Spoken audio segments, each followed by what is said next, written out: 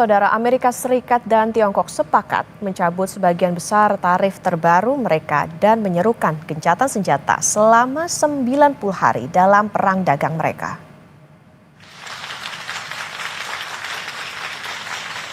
Berdasarkan perjanjian baru, tarif Amerika Serikat akan turun menjadi 30% dan Tiongkok akan menurunkan tarifnya menjadi 10%. Meski demikian, ekonom memperingatkan tarif ini masih tetap tinggi dibandingkan sebelumnya dan hasil pembicaraan di masa mendatang tidak pasti. Sebelumnya, saudara, pertikaian sengit terjadi antara Tiongkok dan Amerika Serikat. Kedua negara ini saling menekan dengan menaikkan tarif pajak.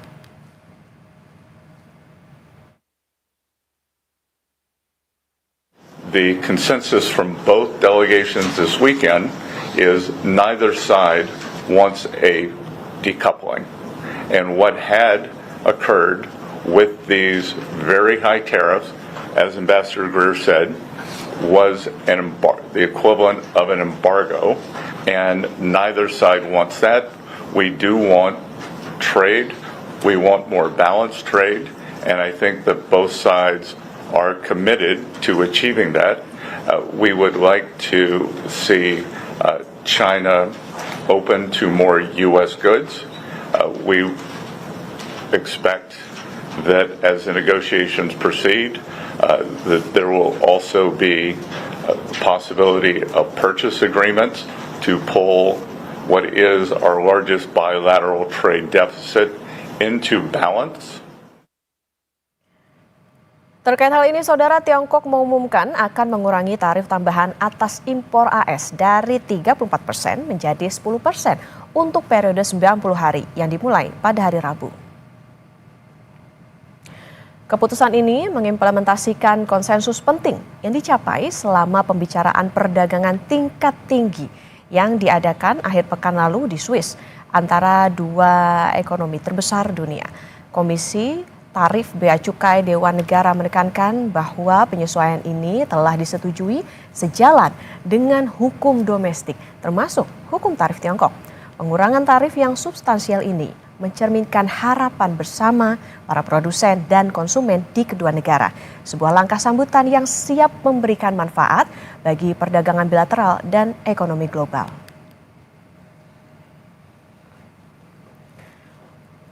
Perundingan AS Tiongkok masih berjalan, saudara. Hasilnya bisa saja tak sesuai harapan. Namun saat ini, untuk sementara, pasar mendapat kelegaan setelah Amerika Serikat dan Tiongkok sepakat menunda sebagian tarif bea masuk impor. Kompas Bisnis akan tanya langsung ke Kepala Ekonom Bank Permata, Joshua Pardede. Selamat pagi, Mas Joshua. Selamat pagi, Okta. Mas Joshua, ini kan kayaknya jadi angin segar nih dengan adanya kesepakatan antar kedua negara. Nah, mungkinkah dua pemimpin atau dua negara adidaya ini damai? Peluang damainya ini berapa persen setelah ada pertemuan kemarin?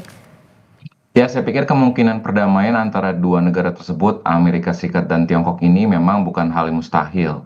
Namun memang peluangnya tetap masih terbatas ya, karena semuanya ini sangat bergantung pada dinamika geopolitik dan juga kalkulasi strategis masing-masing pihak. Dan kalau kita mengikuti juga, sekalipun memang sudah ada kesepakatan bersama ya dalam 90 hari ke depan ini bahwa ada penurunan tarif ya, seperti yang tadi disampaikan, memang bisa kita katakan bersama bahwa sudah terjadi masuk dalam fase deeskalasi perdagangan, ketegangan dagang, tapi tentunya masih terdapat beberapa kemungkinan ya prospek perdamaian ini masih dibayangi oleh beberapa faktor struktural tentunya. Yang pertama misalkan pertarungan terkait dengan bukan hanya semata-mata berkaitan dengan defisit dagang, tapi juga terkait juga dominasi teknologi, ketergantungan terkait dengan rantai pasok, lalu juga keamanan nasional, lalu juga sistem nilai yang berbeda, dan juga kalau kita bicara juga berkaitan dengan deskalasi ini, memang secara umum ini masih bersifat sementara ya, dan juga belum mengubah beberapa arah kebijakan strategis dari kedua belah pihak yang memang masih saling mencurigai gitu ya, sehingga memang kami tetap melihat bahwa sekalipun memang probability-nya cukup besar ya, tapi kemungkinan mungkin kalau dikatakan, kalau kita kuantifisir mungkin probability-nya saat ini baru sekitar 30 hingga 40% ya, apabila dengan adanya kesepakatan di akhir pekan lalu itu bahwa kemungkinan bahwa ada perdamaian itu mungkin sekitar 30-40%, namun kita akan mengikuti lagi ke depannya seperti apa. Namun tentunya perkembangan itu akan bergantung juga bagaimana diskusi ataupun negosiasi antara Amerika Serikat dengan mitra dagang lainnya yang juga diberikan tarif resiprokal oleh pemerintah Amerika Serikat. Oke, tidak mustahil tapi terbatas karena tadi ada beberapa faktor ya, meskipun ini tidak bisa dibilang fully damai gitu ya, tapi masih ada kemungkinan. Nah, tapi apakah bisa dibaca Amerika Serikat ini melunak atau kalah kuat dibandingkan dengan Tiongkok?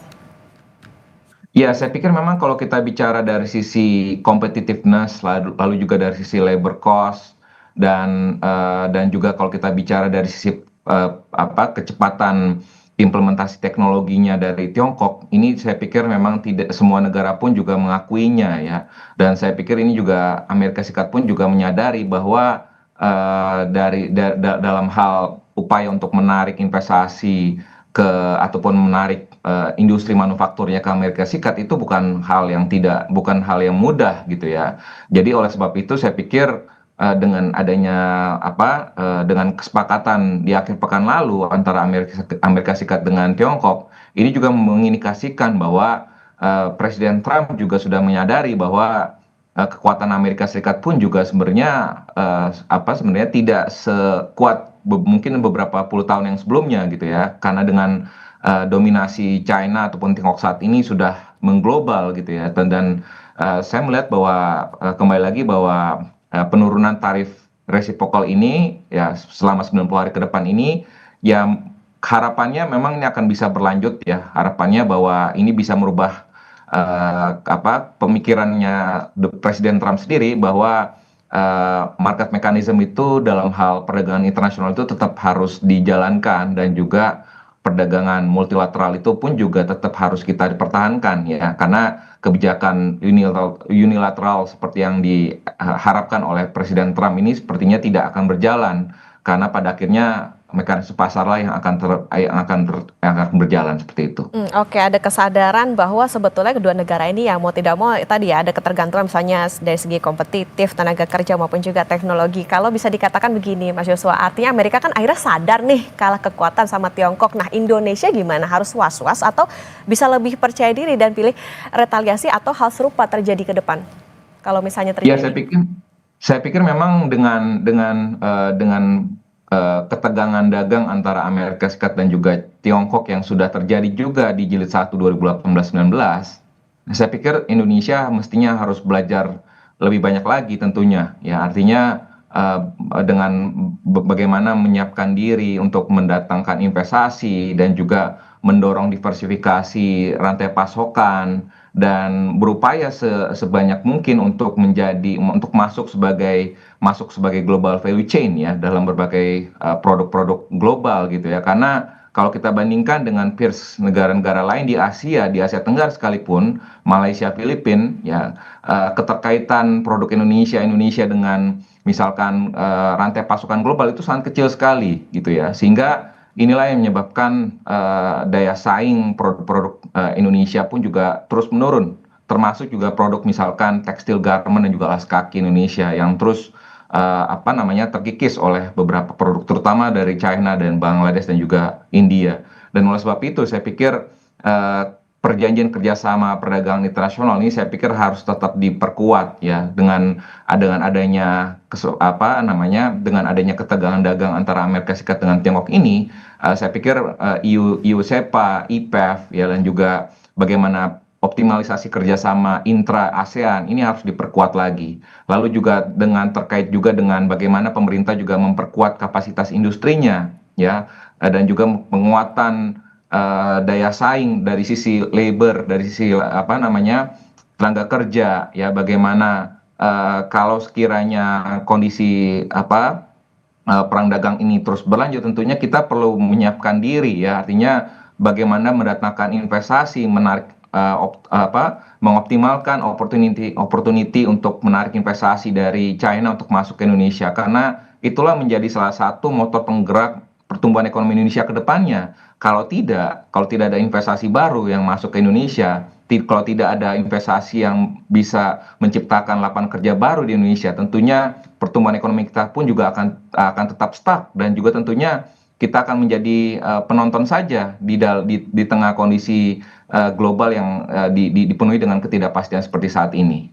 Oke, artinya ini bukan jadi suatu, ya bisa dikatakan bukan semata-mata jadi angin segar gitu, tapi justru harus jadi pelajaran dan juga jadi PR ke depannya. Soal tadi bagaimana salah satunya soal mendatangkan investasi. Mas Joshua, nanti kami lanjutkan kembali dan saudara tetaplah bersama kami di Kompas Bisnis.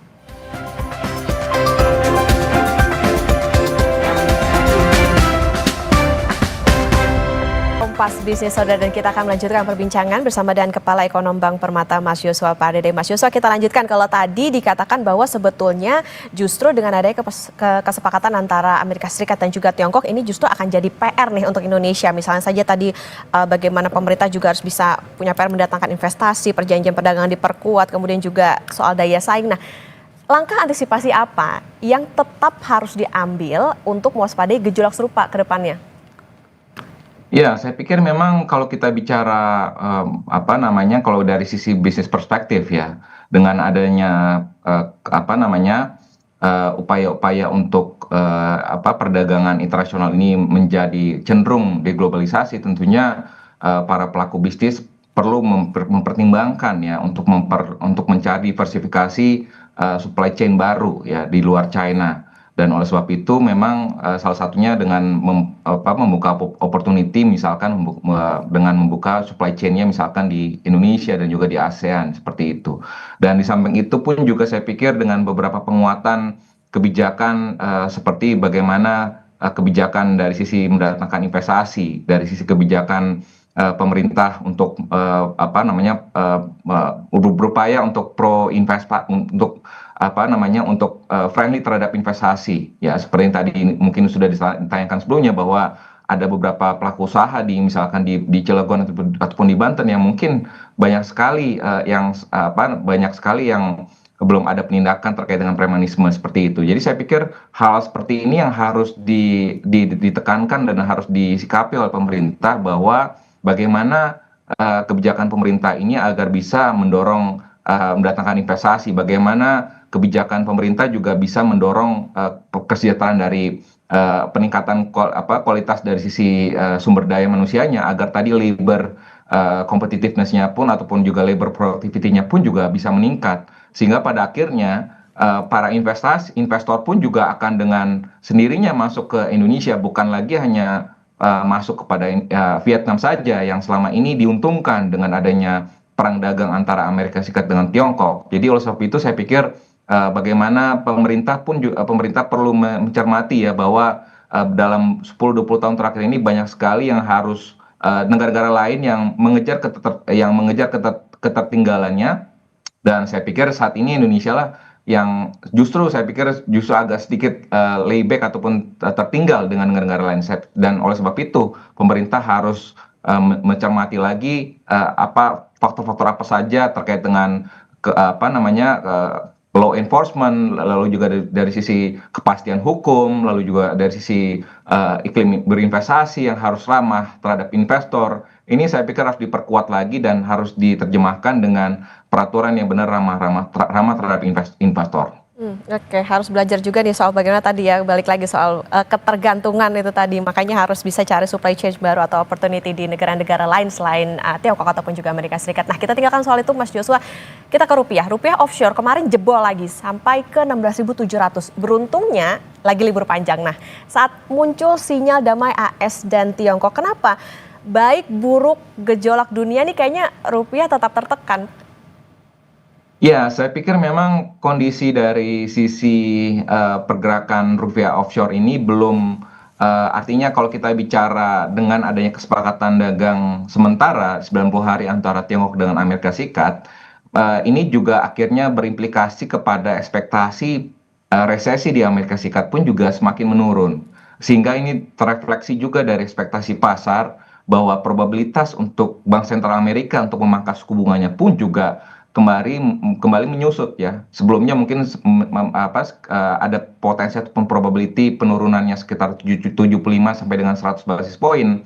Namun setelah adanya kesepakatan dagang tersebut yang sementara ini justru malah menurun hanya sekitar 50 basis poin. Karena tadi ada penurunan probability dari resesi di Amerika Serikat. Sehingga memang ada kecenderungan bahwa apa namanya dolar ataupun nilai tukar rupiah offshore-nya mengalami pelemahan, dan di sisi lainnya sekalipun memang pasar saham Amerika pun juga apa terapresiasi, namun saya melihat bahwa kondisi ini belum mencerminkan juga rilis data yang tadi malam ya, yakni inflasi di Amerika Serikat ini juga mengalami penurunan ya. Artinya kalau kita bicara ekspektasinya ke depan ya ataupun pergerakan pasar hari ini, kemungkinan pun juga Mas akan mencerna juga bagaimana rilis data inflasi Amerika kemarin ya yang dirilis tadi malam, yang dimana ini pun juga sebenarnya sudah memberikan sinyal bahwa akan terjadi pelemahan ekonomi di Amerika Serikat, sekalipun memang tidak sesignifikan yang diperkirakan sebelumnya kalau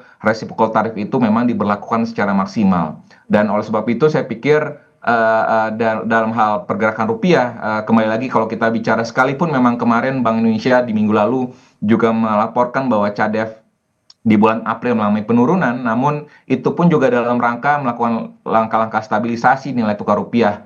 Dan oleh sebab itu saya melihat bahwa nilai tukar rupiah mestinya tetap dengan adanya ekspektasi penurunan suku bunga Fed, dan juga dalam hal dan juga karena tadi ada probability tetap bahwa ada kecenderungan bahwa antara Amerika Serikat dan juga China nanti pada akhirnya akan melunak, kami tetap melihat bahwa akan ada potensi di mana ruang-ruang penurunan suku bunga secara bank sentral global termasuk juga bank sentral Bank Indonesia, sehingga tentunya ini akan bisa mendorong mensupport pergerakan rupiah hingga akhir tahun ini. Sehingga saya pikir dengan pergerakan rupiah kemarin itu di offshore pada saat libur hari raya Waisak, saya pikir ini bersifat sementara, dan kedepannya saya melihat bahwa masih tetap ada peluang untuk rupiah bergerak mengalami penguatan terhadap dolar Amerika Serikat. Oke, Mas Yusuf, artinya penegasan proyeksi Anda, apakah BI akan masuk ke pasar rupiah derivatif lagi atau intervensi di market utama kalau rupiahnya kembali melemah? Ya, saya pikir memang kalau kita bicara bagaimana langkah-langkah intervensi Bank Indonesia, tentunya langkah-langkah stabilisasi Bank Indonesia ini tentunya akan dilakukan secara terukur dan juga manageable ya. Artinya kalau kita bicara apakah masuk di derivatif ataukah tentunya triple intervention ini akan dilakukan ya, baik itu di spot ataupun di NDF dan juga di pasar SBN, ini akan terus dilakukan secara reguler dan juga dilakukan apabila dilakukan secara terukur ya, apabila memang rupiah pelemahannya dibandingkan dengan mata uang negara lain itu cukup tertekan, tentunya Bank Indonesia akan melakukan langkah-langkah stabilisasi. Dan kaitannya juga kepada apa namanya arah suku bunga, kembali lagi jikalau memang tekanan terhadap rupiah masih cukup tinggi, tentunya pertimbangan dari Bank Indonesia saya pikir cukup besar juga ya untuk tetap mempertahankan tingkat suku bunganya ya di rapat Dewan Gubernur di jangka pendek ini ya, dalam rangka tadi untuk menjaga stabilitas nilai tukar rupiah sampai dengan nanti ada kejelasan bahwa sinyal dari suku bunga di Amerika sudah mulai turun dan probabilitasnya cukup tinggi. Tentu saya pikir ini sinyal-sinyal untuk penurunan suku bunga BI pun juga akan lebih terbuka, dan sehingga ini akan lebih membuka lagi ruang untuk adanya potensi penguatan dari rupiah ke depannya. Oke, artinya kalau kita melihat bagaimana proyeksi atau potensi respon BI rate di bulan ini, kalau pertimbangannya gejolak eksternal dan prinsip pro-growth, ini gimana Mas Yusuf? Ya, tentunya dua hal itu tentunya akan terus dipertimbangkan ya. Sekalipun memang kuartal 1 pertumbuhan ekonomi kita di bawah 5%, dan tentunya ini menjadi juga salah satu pertimbangan Bank Indonesia dalam hal ini melihat data-data inflasi juga relatif terkendali ya, itu tercermin juga dari sisi core inflation juga terkendali. Semestinya ini memberikan ruang Bank Indonesia untuk memangkas suku bunganya. Namun kembali lagi pertimbangan lainnya lagi yang juga harus taken note oleh Bank Indonesia adalah terkait dengan stabilitas nilai tukar rupiah. Karena pada akhirnya kalau rupiahnya bergerak terlalu dinamis ya, tentunya ini akan berimplikasi juga kepada imported inflation ya, sehingga pada akhirnya ini akan mempengaruhi juga pada inflasi headline pada umumnya, sehingga tentunya ini menjadi dua hal yang tentunya sama seperti the Fed ya ataupun Bank Sentral Amerika Serikat, bahwa BI pun juga akan data dependent ya, akan melihat bagaimana perkembangan nilai tukar rupiah sampai dengan saatnya menjelang nanti RDG. Kalau sekiranya nilai tukar rupiah cenderung bergerak cukup stabil dan cenderung menguat, tentunya saya pikir probability untuk adanya pemangkasan suku bunga BI cukup terbuka. Namun apabila nilai tukar rupiah masih relatif cenderung tertekan, saya pikir memang BI masih akan pada stance untuk untuk mempertahankan tingkat suku bunganya di level saat ini. Oke, terutama ini perlu diperhatikan bahwa bagaimana prinsip kehati-hatian dari Bank Indonesia karena melihat dari situasi saat ini meskipun ya ada kesepakatan nih antara Amerika dengan Tiongkok, tapi yang jadi pelajaran bagi Indonesia adalah bagaimana nanti negosiasinya, begitu belajar dari Tiongkok dan juga Amerika Serikat dan juga upaya untuk tadi memperbesar bagaimana iklim investasi bisa berjalan dengan baik, bisa mencari supply chain yang lebih baik dan juga menjaga ekspektasi pasar di dalam negeri. Terima kasih Kepala Ekonom Bank Permata Joshua Pardede sudah bersama di Kompas Bisnis. Sehat selalu Mas.